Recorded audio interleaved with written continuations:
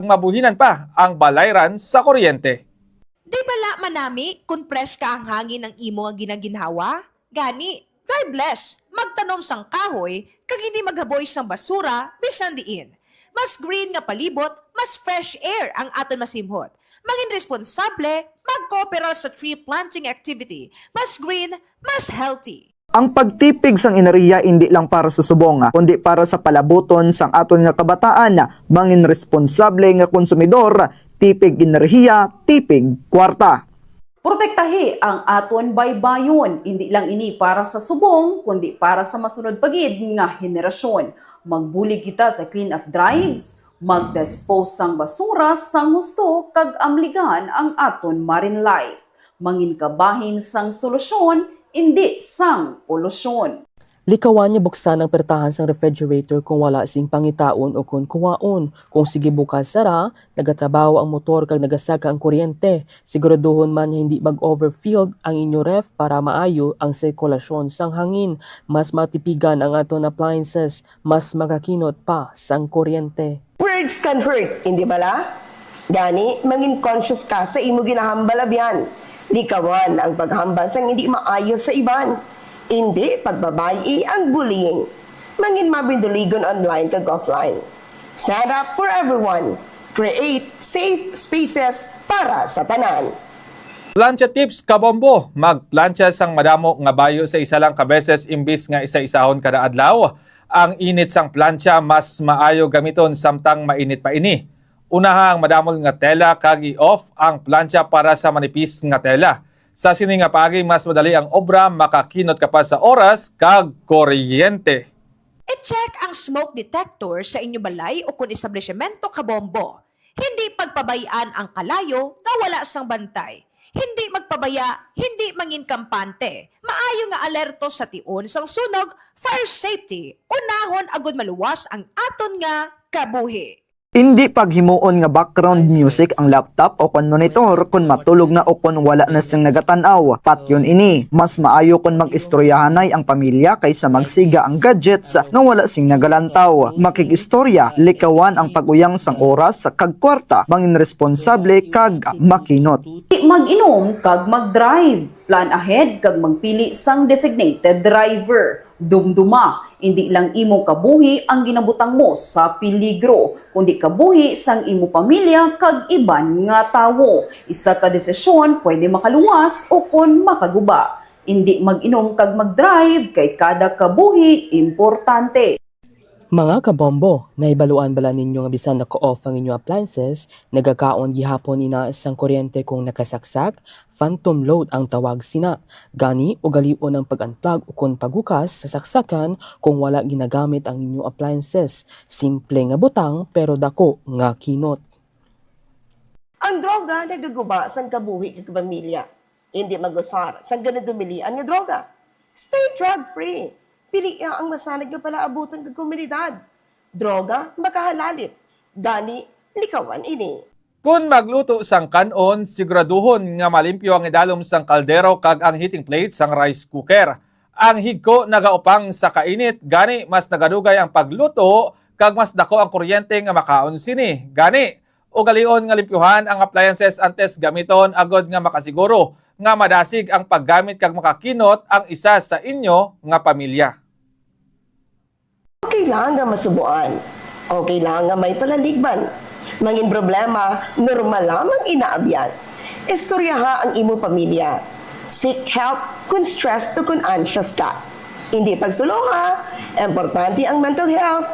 Protektahi ang imo hunahuna. Mangin, mental health advocate ka. Mangin matinalanon pirmi, ipabilin ang integridad kag hindi magbaton sang suhol. Kung mangin honest kita kag matarong, makabot naton ang corrupt-free nga susyudad kag bilog nga pungsod. Iduso ang transparidad sa komunidad. Mangin advocate batok sa korupsyon, agud mapunggan ang paglapta kag pagkonsiderasyon ni. Dapat mangin mayong ehemplo sa madasot henerasyon, puntaton ang serye sang korupsyon. Pareho nga oportunidad para sa tanan. Respeto, power, kag suportahi ang tanan, babayi man o kon lalaki regardless sang gender. Kay kun may respeto kag patas nga tsansa, mas nagabaskog ang pamilya, komunidad kag pungsod.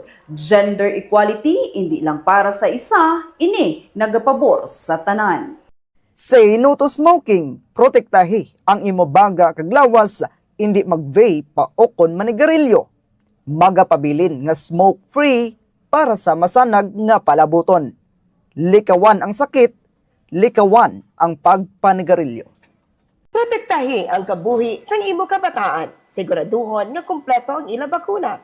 Magpadulong sa health center nga malapit sa inyo lugar. Hatagi sang luwas, kag healthy nga palaabotan si baby. Hindi paghulata nga magbalatian pa. Gani, magpabakuna na. Hulata nga ba puno ang inyo labada antes magamit sang washing machine, mas makakinot ka sa tubig kag kuryente kon full load ang inyo paglaba imbes nga ginagmay. Tingo ba ang paglaba magpain sang adlaw agon hindi masayang ang tion, mas manami nga tingob, mas matawhay, mas makakinot pa ang pamilya. Ang pagpanigarilyo nagaguba sang lawas kag palibot. Gani, hindi magpanigarilyo abyan. Ipabili ng smoke-free nga environment. Oras dre sa Bombo Coronel Almera kita sang 15 minutos makaligad ang tak na alauna sang hapon sa aton sini nga pagpangalagad sa bomboanay sa udto. Syempre mga kabombo, dire kay gyapon no sa ining live coverage Committee on Justice naton sa diin umpisa pa lamang no sang impeachment hearing angot iya sa mga aligasyon no kay Vice President Sara Duterte. So, sa subong kung nagapadayon sa gyapon, kung sa yung pisahan niya sa House Committee on Justice, ang una yung hearing propers no, sa impeachment case batok kaya sa kay Vice President Sara Duterte.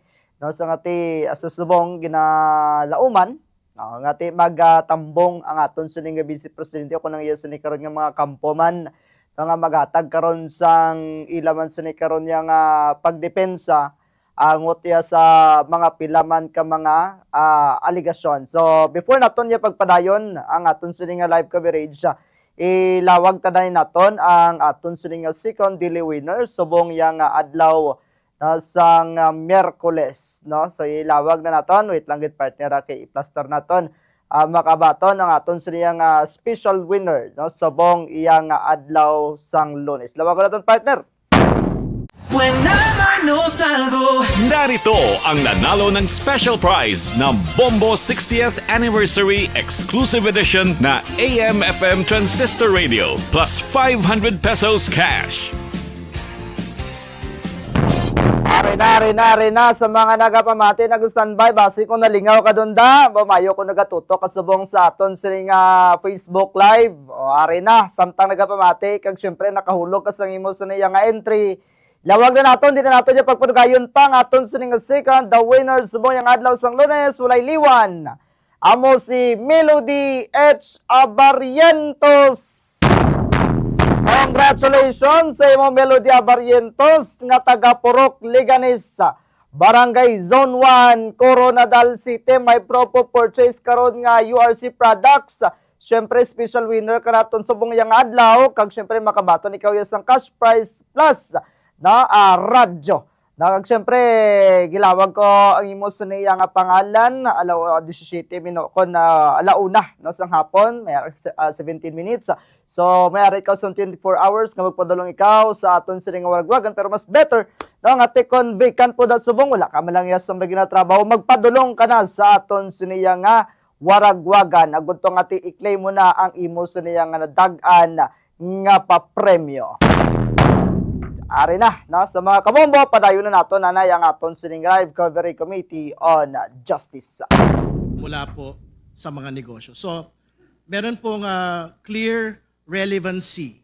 Ito pong mga SEC documents po na ito dahil dito natin makikita kung kumita ba o hindi ito pong mga kumpanya na ito sapagkat kung kumita po ito, maipapaliwanag ng atin pong pangalawang Pangulo at ng kanya pong mister na talaga pong kumita ng tama over the course of 17 years from other lawful income katulad ng propesyon at iba pang mga negosyo ang kanila pong pagsasama. So dito po maipapakita ng atin pong pangalawang Pangulo na hindi po unexplained wealth. Ito po kanyang pagkakaroon ng 88 million na net worth in 2024 kumpara po sa kanya po kinita na cumulatively sahod from 2007 to 2024 na more or less mga 30 million to 40 million pesos lamang po, Madam Chair.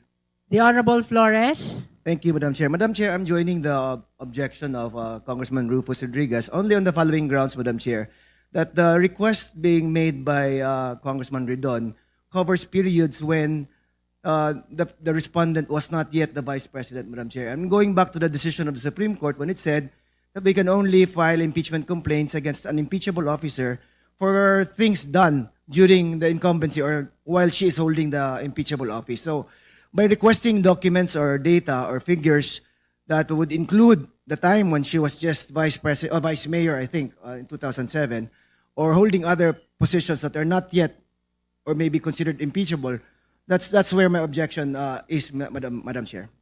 Honorable Ridon, would you like to comment to that? Tama naman po yun, pero what we would want to be able to see is a complete financial picture of the Vice President from the time that she commenced the public office in 2007 as a Vice Mayor up until today. That would be a proper objection, with due respect, if we had ended our request previous to 2022. But to be clear, I think a big chunk of all of these businesses' requests will most definitely cover up until today, Madam Chair. And more particularly, there are specific firms here which basically cover the term of the Vice President already. Geometry, Security, Amianan Shores, Cable Tow are some examples. But to be clear, all of these are firms that had been listed in the 2024 SALN, which is why I think the nexus between the documents of the SALN and the corporate records is established as we speak, Madam Chair. Would you Madam like to Chair. make additional manifestation? May I secure from Congressman Ridon a statement of ultimate facts in the third and fourth complaint, which mentions these corporations? Are there any? None. There is none. None. Second, are there annexes that would show in the third and fourth complaint that would, mention and that would pertain to why you are going to ask for subpoena ducis tecum to the SSC and for the records there? Are there annexes in the complaint? There is none. Madam Chair, clearly this will be the biggest fishing fleet expedition that we are doing. Because it was, we only deal with ultimate facts. In fact, we are trying here to determine whether there is violation of the 6 grounds of the Constitution as stated in the 2 complaints. And so therefore, how can we have that, Madam Chair? So that's the first one. Secondly, did I hear from you that you want records from a law office? I heard something because this is new to us. This is a surprise to us, all of us here, that they are now a subpoena for entities that are not included in the complaint. So are you saying there's something about a law office? To be clear, these are in the SALN of the Vice President for 2023 and 2024. So I think there is nothing that prevents this committee from basically issuing subpoenas on documents that are actually public documents, Madam Chair. No, I'm asking specifically. There was a statement. You're asking for subpoena for a law office. Yes, because our assumption is that this is an incorporated law office because it was stated as one of the business interests of the Vice President in her SALN. Aware of the privilege communication between lawyers and client? This will exactly violate that provision of privilege. You cannot subpoena law firms for representing a person either accused or in impeachment cases. How can we subpoena a law firm for acting as a lawyer for the Vice President? Can you give us a reason why we should subpoena law firms under the rules of court and under the Code of Professional Responsibility? We cannot subpoena records of a law firm. Sure, court records or communications between clients and the lawyers are absolutely privileged communications. But if this particular law firm is an incorporated entity within the Securities and Exchange Commission and had been submitting annual audited financial statements year after year and general information sheets, I don't think we are precluded as a committee, as an impeachment proceeding, from requesting these particular documents. We are not talking about conversations between the clients of Duterte Carpio or Carpio lawyers. We are talking about their financial output year on year. And to be clear, this is precisely the justification of supporters of the Vice President as to why her net worth, had ballooned to 88 million as against a computed cumulative salary of 30 to 40 million pesos. So I don't think there is reason to, in fact, object to getting all of these financial documents, whether from a corporation or whether from a law firm that is supposedly registered in the Securities and Exchange Commission. Madam Chair, May I call the Honorable Jokno first? Perhaps it would be more prudent if we could have the motion of Representative Ridon in writing so that we can consider all the angles and the aspects to that request.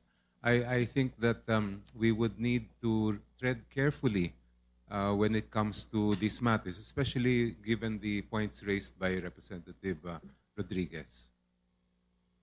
Motion, hearing suspended.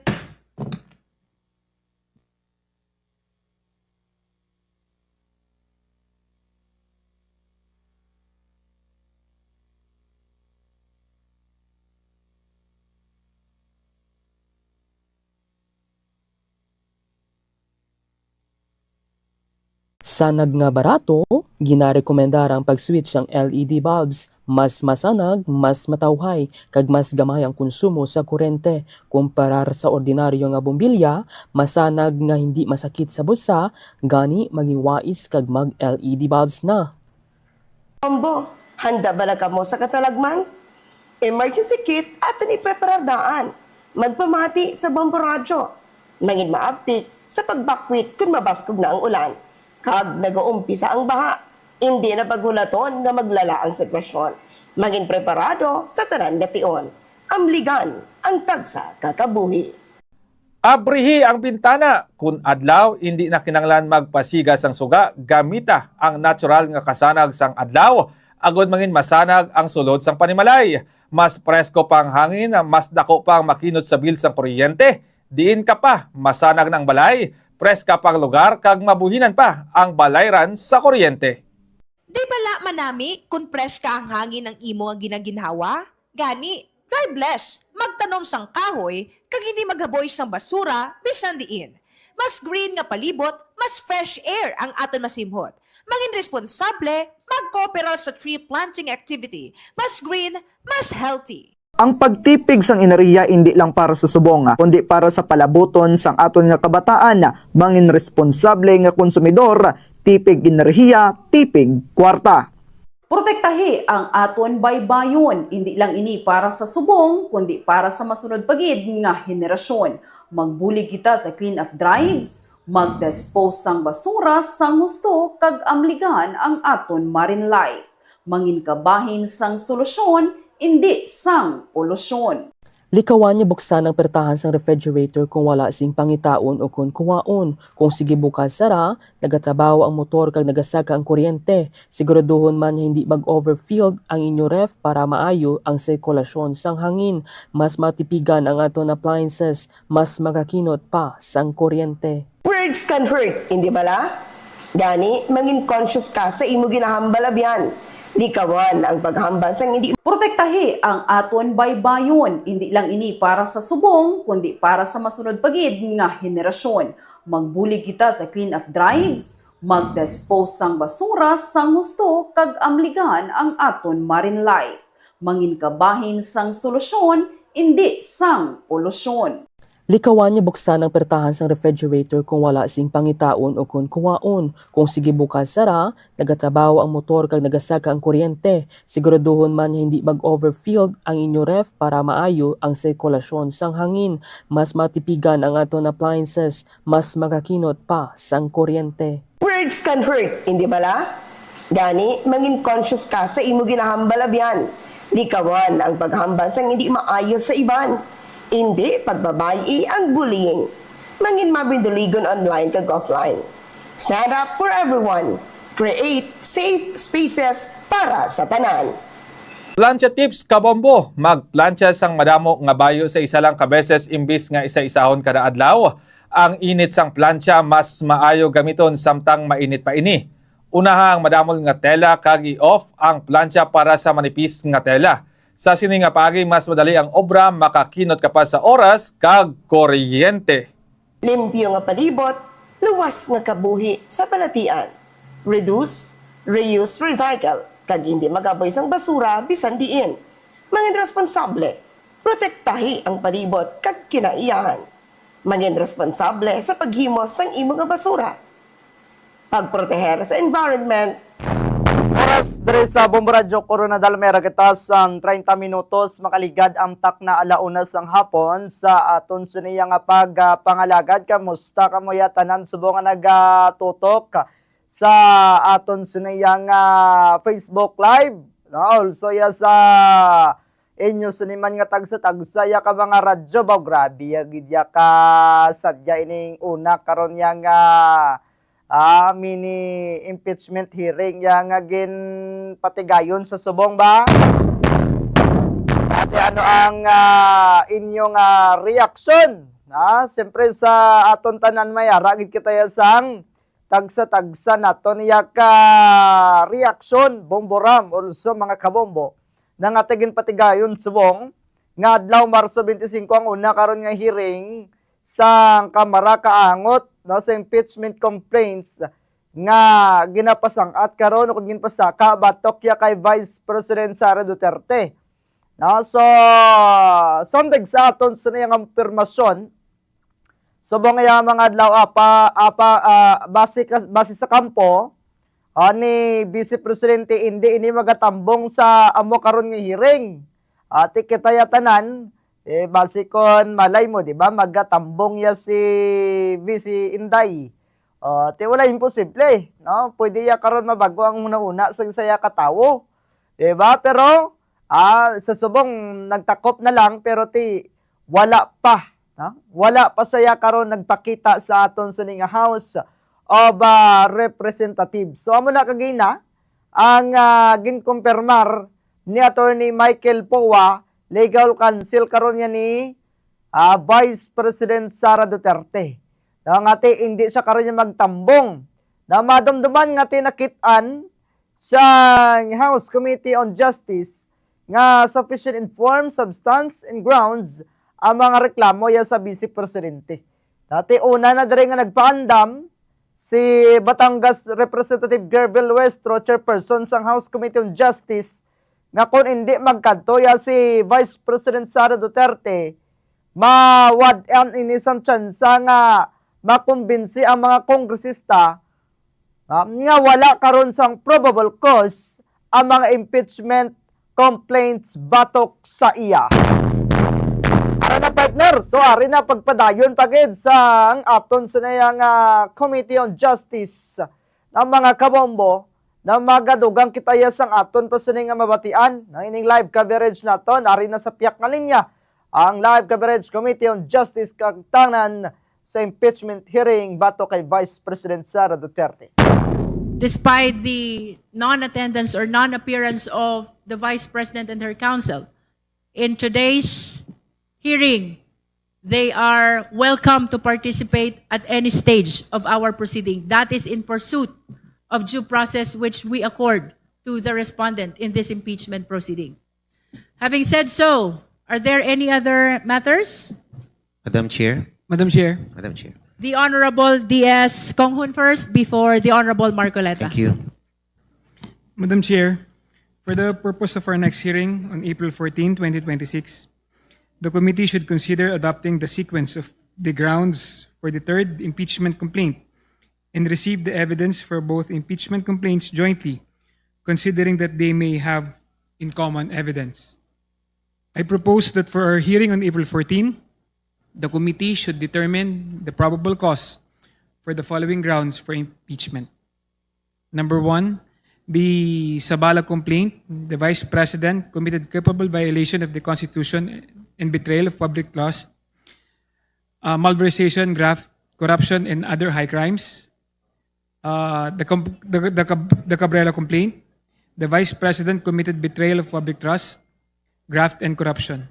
Number two, for the Sabala complaint, the Vice President committed culpable violation of the Constitution and betrayed the public trust by committing malversation, grafts, corruption, and other high crimes. The Cabrera complaint, VP Duterte committed graft and corruption, bribery, procurement irregularities, and command responsibility. Number three, that VP Duterte committed capable violations of the Constitution and betrayed the public trust by corrupting and bribing officials of the Department of Education. And for the Cabrera complaint, that the Vice President committed bribery, procurement irregularities related to corruption in the Department of Education. Madam Chair.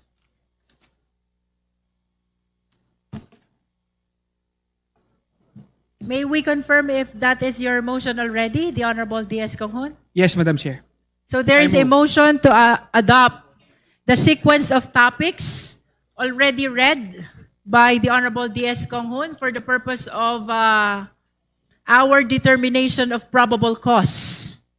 Madam Chair, The Honorable De Lima. it was not quite clear to me which specific grounds indeed are to be first tackled for the April 14 hearing.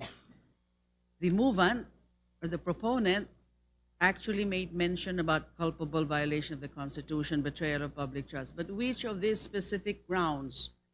The first ground, I'm talking about the Cabrera, the Saballa et al. Complaint. The first ground is about the anomalous disbursement of confidential funds for the OVP. The second is anomalous disbursements of confidential funds for the DepEd.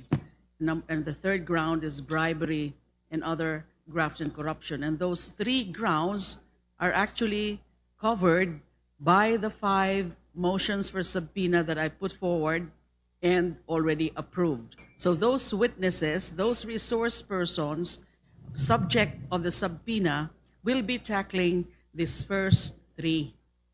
Anomalous disbursement of confidential funds, OVP, anomalous disbursements of confidential funds, DepEd, and the bribery and other graft. So it was not clear to me the manifestation earlier of the proponent. Is he also referring to these grounds?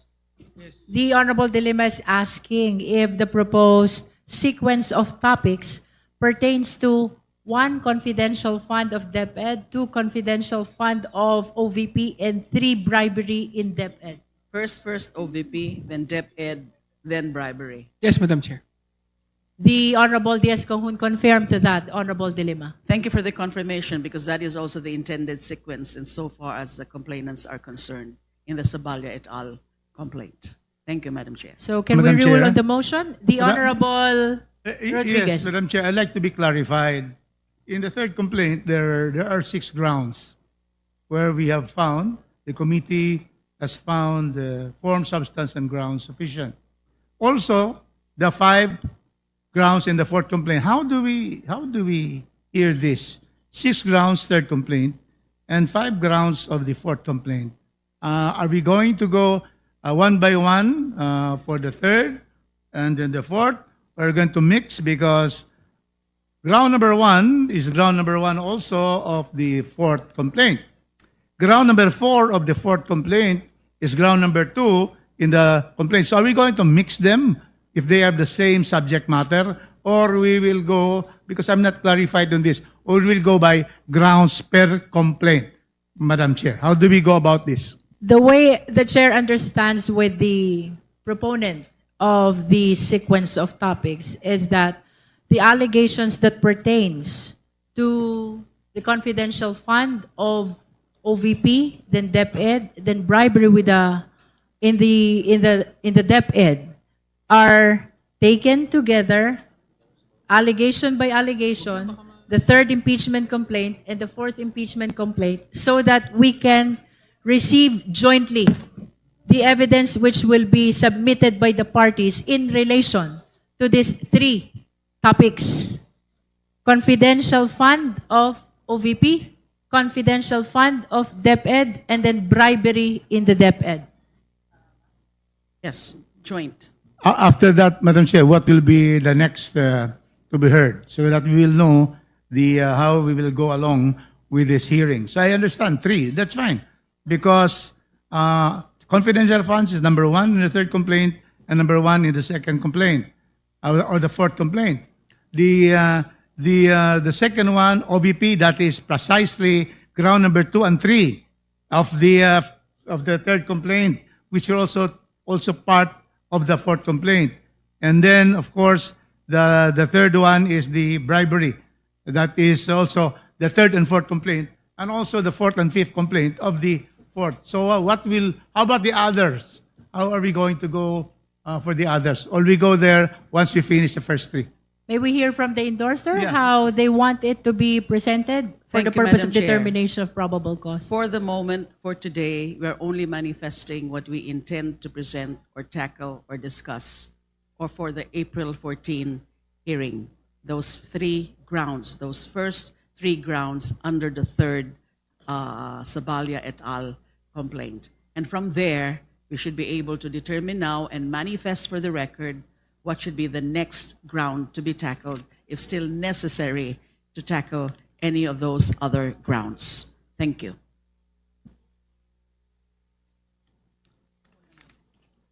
There is a pending motion to adopt the sequence of topics proposed by the Honorable D.S. Konghun. Do I hear a second? The same has been seconded. Is there any objection? Hearing none, the motion is granted. The sequence of topics as proposed by the Honorable D.S. Konghun is hereby adopted. Madam, The Honorable Marcoleta. thank you, Madam Chair. Madam Chair, if you may I make a manifestation as regards to my observation on how the rules You may proceed. on how the rules were applied between the Marcos and the Duterte complaints. There Chair. appears to be Madam inconsistency Chair.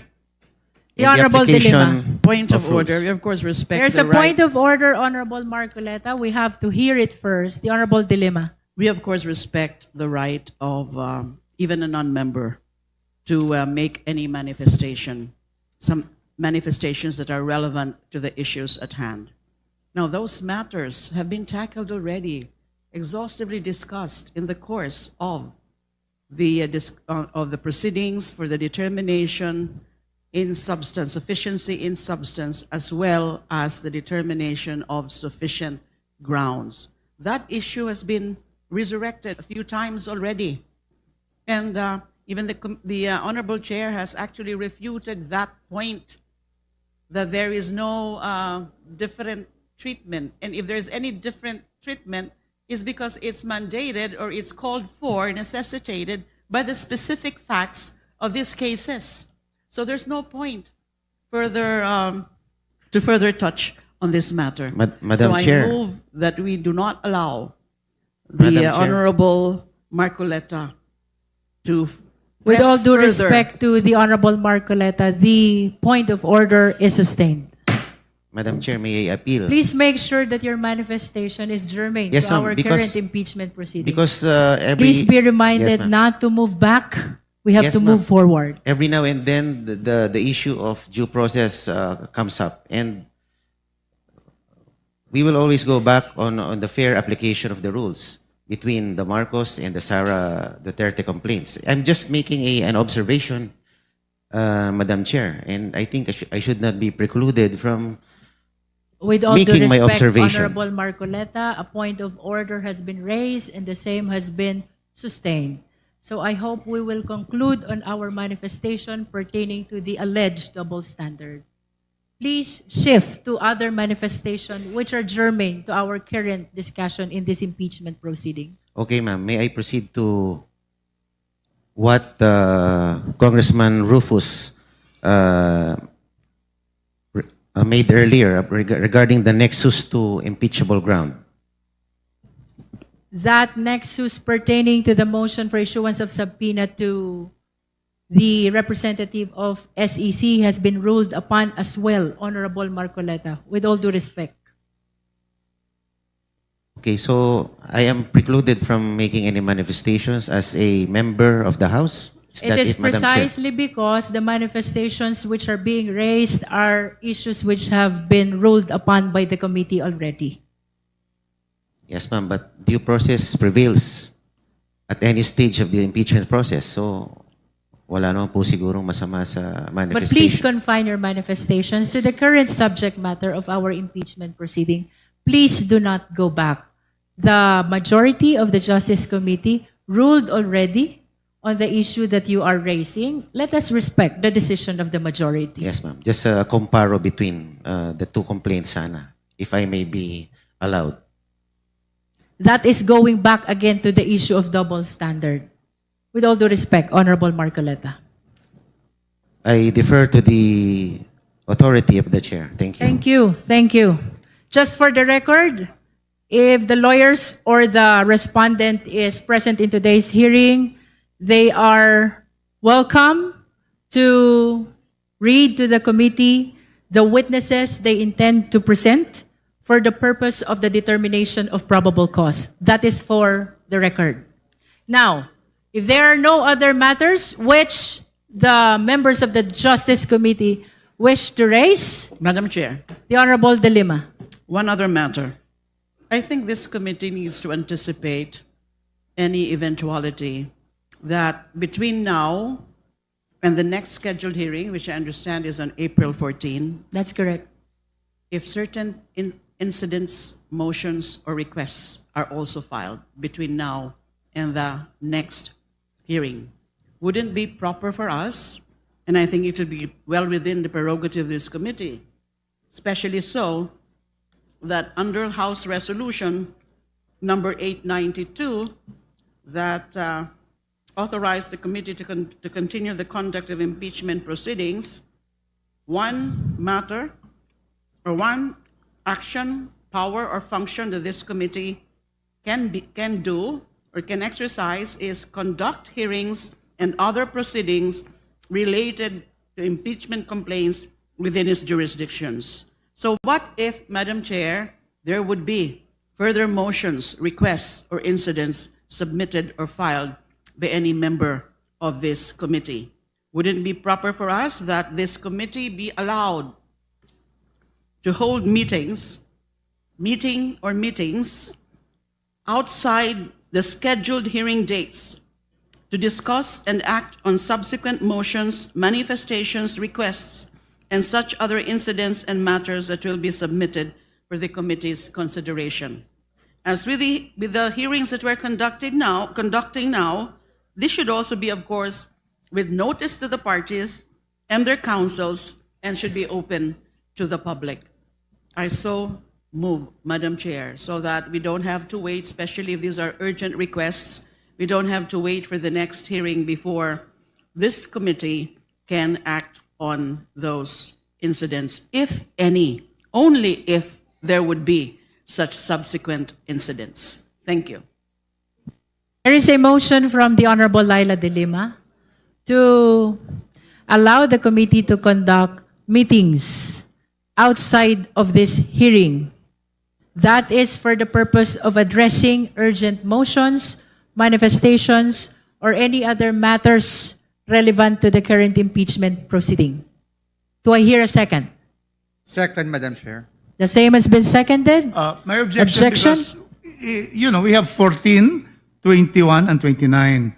Very clear that whatever is filed could be tackled on April 14. So it's not necessary that we will have additional hearings. We set this, it's in my calendar now. I still have the diary, which is not used by younger lawyers. But I think we have set already 14 to 29. So let us just, that is, also a premature speculation that there may be motions. And all motions will be tackled when it is filed on April 14. Thank you, Madam Chair. With that, then we shall proceed to vote. There is a motion. Madam Chair, The just a Honorable Tino. clarificatory question. This is your clarificatory So question. distinction between meeting and hearing. So the meetings will, if I understand correctly, will still be open to the public, and they will still require quorum so that any motions and so on will be considered valid actions of the committee. Is that correct? Let's hear from Madam the Chair? proponent. Yes, Madam Chair, because that is only on the premise that there would be subsequent motions or incidents between now and the next scheduled hearing in anticipation, anticipatory, or in case, or only in the eventuality that such incidents are submitted or filed. And it's a given that there would be a quorum, and a quorum will be required, and that it would be open to the public. It's a given. But this is meeting. We can consider it a special meeting outside of the scheduled evidentiary hearings, which would start in April 14. That is my motion, Madam Chair, my point. Thank you. Madam Chair. Does that satisfy the Honorable Tino? Madam Chair. The Honorable Adjong. Thank you, Madam Chair. Madam Chair, does the committee already have that mandate or authority to exercise calling for an emergency meeting should there be a need to do that without necessarily the committee adopting a resolution? That's number one. Number two, Madam Chair, is I do agree with Manong Rufus that there are already indicated dates for the committee to conduct the next committee hearings. And if we are to, again, anticipate, for example, that there will be an additional hearings for the committee to conduct, that would also indicate the need for this committee for a 3-day notice ruling, Madam Chair. So we don't actually know exactly when would be the additional between the interval, in the interval in between dates that have already been identified by the committee. So again, Madam Chair, if there's already that authority by the committee chairperson to exercise calling for an emergency meeting, then with all due respect to Congresswoman De Lima, there is no need for the committee to adopt such resolution. I think this is only for the purpose of addressing urgent motions, pleadings, or manifestations that the motion of the Honorable De Lima is being raised. But nevertheless, that meeting to address the urgency will still be subject to the requirement of notice, hearing, as well as quorum, and the 3-day notice rule. No? So I think it will not harm our proceeding and even the pre-scheduled hearings on the 14th, the 22nd, and the 29th. No? So can we proceed to resolve the motion? Again, my position, Madam Chair, with all due respect to Congresswoman De Lima, even if we don't adopt that resolution, the committee can already exercise that. It's already it's an inherent power of the committee to call for a special meeting. Madam Chair, my point is, let's just be very clear about it. Because yes, under the House Resolution number 892, I mentioned earlier, may I just quote again? Resolved further, that during the recess of the House of Representatives from 21 March 2026 to 3 May 2026, the House Committee on Justice is hereby authorized to continue the conduct of impeachment proceedings and exercise powers necessary and incidental thereto in the same manner and with the same force and effect as if the House of Representatives were in session, including the following. 1, conducting hearings and other proceedings related to impeachment complaints within its jurisdiction. 2, setting, scheduling, and adjusting the calendar of hearings and other related proceedings. And there are 2 other matters like receiving, acting upon, and resolving pleadings, acting upon petitions, requests, motions. But my concern here only is that since we have predetermined dates of hearing already, which are for the evidentiary hearings, there might be, just anticipatory, So a standby authority, standby discretion, especially the chair, to hold or to call for a meeting outside of the regular scheduled hearings already in the calendar.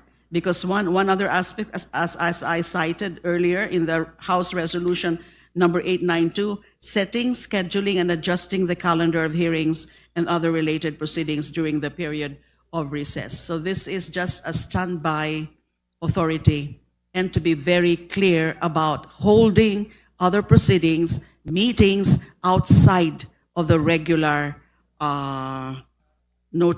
dates of hearing already predetermined.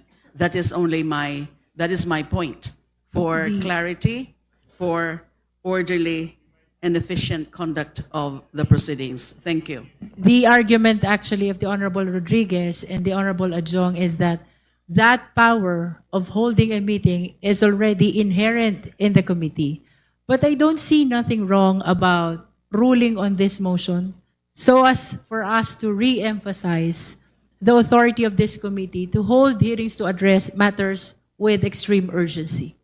So with that, would the Honorable Rodriguez and the Honorable Adjong reconsider their position with regards to the motion of the Honorable Dilima?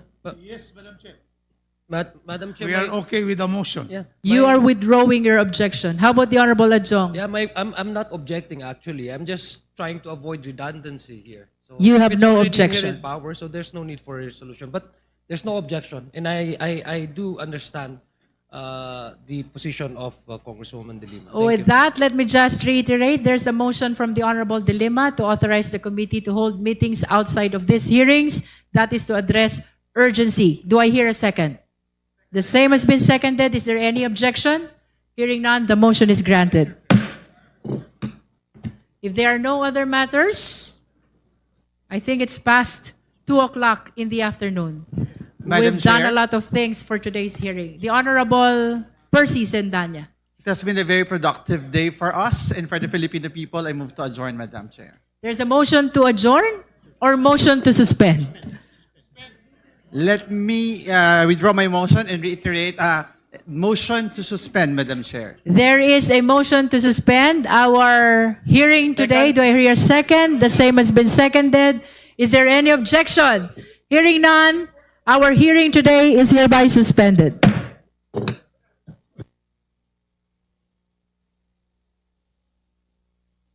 Hindi paghimuon nga background music ang laptop o kon monitor kung matulog na o kon wala na siyang nagatanaw. Patyon ini, mas maayo kung mag-istoryahanay ang pamilya kaysa magsiga ang gadgets na wala sing nagalantaw. Makikistorya, likawan ang paguyang sang oras kag kwarta, mangin responsable kag makinot. Mag-inom kag mag-drive. Plan ahead kag magpili sang designated driver. Dumduma, hindi lang imo kabuhi ang ginabutang mo sa peligro, kundi kabuhi sang imo pamilya kag iban nga tawo. Isa ka desisyon pwede makaluwas o kon makaguba. Hindi mag-inom kag mag-drive kay kada kabuhi importante. Sa nga barato, ginarekomendar ang pag-switch ng LED bulbs. Mas masanag, mas matawhay, kag mas gamay ang konsumo sa kurente. Kumparar sa ordinaryo nga bombilya, masanag nga hindi masakit sa busa, gani magiwais kag mag-LED bulbs na. Bombo, handa bala ka mo sa katalagman? Emergency kit ato ni preparadaan. Magpamati sa Bombo Radyo. Mangin maabtik sa pagbakwit kung mabaskog na ang ulan. Kag nag-uumpisa ang baha. Hindi na paghulaton nga maglala ang sitwasyon. Maging preparado sa tanan gation. Amligan ang tagsa kakabuhi. Abrihi ang bintana kun adlaw hindi na kinanglan magpasiga sang suga gamita ang natural nga kasanag sang adlaw agod mangin masanag ang sulod sang panimalay. Mas presko pang hangin, mas dako pang makinot sa bil sang kuryente. Diin ka pa masanag ng balay, preska pang lugar kag mabuhinan pa ang balayran sa kuryente. Di bala manami kung fresh ka ang hangin ng imo nga ginaginhawa? Gani, driveless, magtanom sang kahoy, kag hindi maghaboy sang basura, bisan diin. Mas green nga palibot, mas fresh air ang aton masimhot. Mangin responsable, mag-cooperal sa tree planting activity. Mas green, mas healthy. Ang pagtipig sang enerhiya hindi lang para sa subong, kundi para sa palabuton sang aton nga kabataan, mangin responsable nga konsumidor, tipig enerhiya. Oras dre sa Bombo Radyo Corona del Mera kita sang 59 minutos, makaligad ang takna alauna sang aton nga hapon, Philippine Standard Time. Mga kabombo, before kita magatako pa, i-recap na naton ang aton suning nga second winner nga si Melody H. Abarientos na nga taga Purok Leganes, Barangay Zone 1, Coronadal City. May purchase ikaw yung Universal Robina Corporation Products. Siyempre ikaw ang aton sa niyang special winner subong yang adlaw sang Merkules. Makabaton ikaw sang cash and of course limited edition naman nga radyo. Why na kita sa nagkakaangay nga oras, ako na lang lamang yung Kahapon, Bombo Nickcols Morales para sa the number 1 and most trusted radio network in the country, Bombo Radio Philippines, Basta Radio, Bombo!